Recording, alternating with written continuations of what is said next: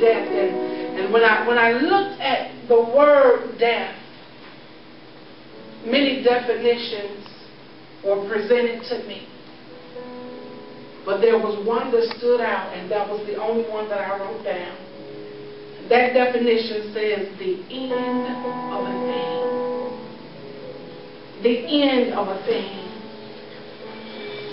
So the death that I'm talking about is the end of what you've been, the end of what you want. You know, we say, not my will, but thy will be done. And so it's the end of any and everything that you thought you wanted, any and everything that you mapped out for yourself. It's the end. It's the end of what you think. It's the end of your character. It's the end of your nature. It is the end of a thing.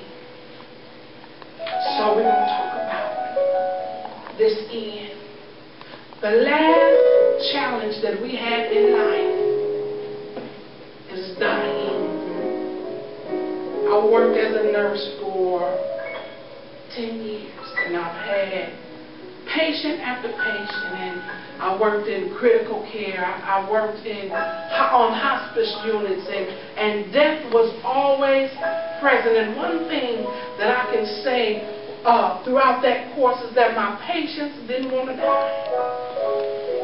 Patients that I cared for. I had patients that I knew were at the end of their road, and then I would come in and I just knew that they would pass during the night, but for some reason they would hold on, just didn't want to let go. Didn't want to die. And there was times that I whispered and said, just let go. Just let go. No need of saying like this, just let go. So passed away. I want you to make note of these things that I pulled out of passed away. One of the things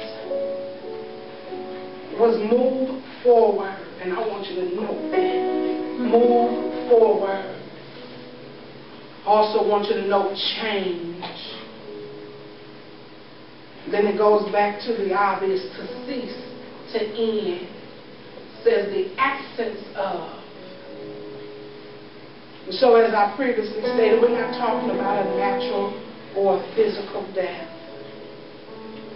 But we must die to ourselves in order to live for God. And so I can stand here tonight and tell you that I'm dying. This is not me. I'm dying to myself. Every time that I show up, I'm telling you, it's a death that occurs in me. And I know what God is doing, but I want you to know that it's painful. It's not easy. It's a dying process. A dying process. That dying process is a course. It's a path. It's a road. It's a journey. A journey to you dying to yourself. And in this process, it involves many changes. Nothing stays the same when you're dying.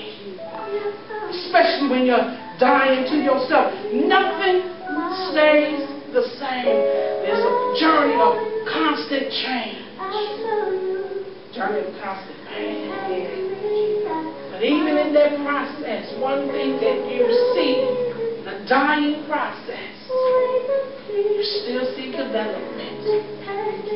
Development.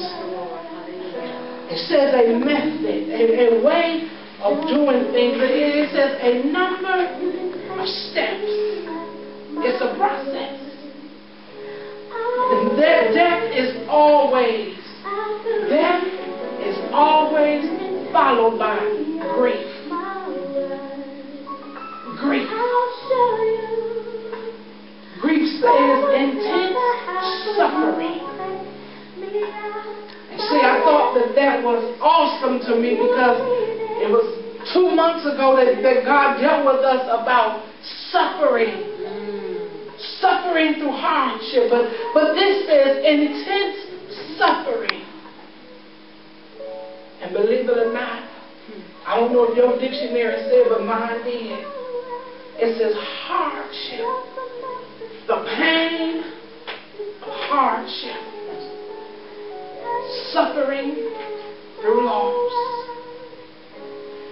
So this death process causes you to lose everything that you thought you were. Everything about you, it is no longer. It's the loss of your identity. It is the loss of everything that you said you were and what people said you were. It's the loss of your mind, of your thoughts, of all of your ideas, all of your way of doing things. It is the loss of everything. Dying. Dying to live again requires warfare. Dying to live again requires warfare. In other words, you got to fight through your death. And I would think that that's an unfair fight. Isn't it enough that you're already dying? Isn't it enough that you're already struggling? And now you tell me I got to fight through this death. Warfare. Not only do you have to fight, but you got to fast. You got to pray. No time for a pity party. No time to be sitting back saying, poor me. It's just time to die. It's time to die. So it says to get up and fight. Fight your way through this death and understand why you're dying. You're not dying a normal physical death, but somewhat that of a spiritual death. It is the death of your flesh. Amen. It is the death of your character and your nature. But you are dying to be renewed. Actually, you're dying to live again. You're dying to be refreshed. And you're dying to be revived. You're dying so that life can flow through you. But it's a different kind of life. Not this life that you've been living. Come on. Not this life that has wounded you and hurt you and left you so distracted and so discouraged at times. It is a new life that will flow through you. So in other words, dying to self, that Christ may live in you and even through you. Now I ask you to make note of those two words in the beginning, to move forward and to change.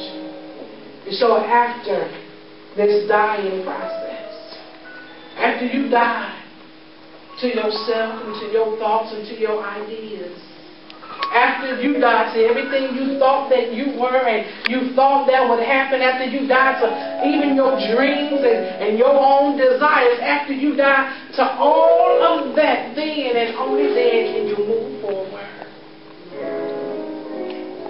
Then and only then will change have ran its course.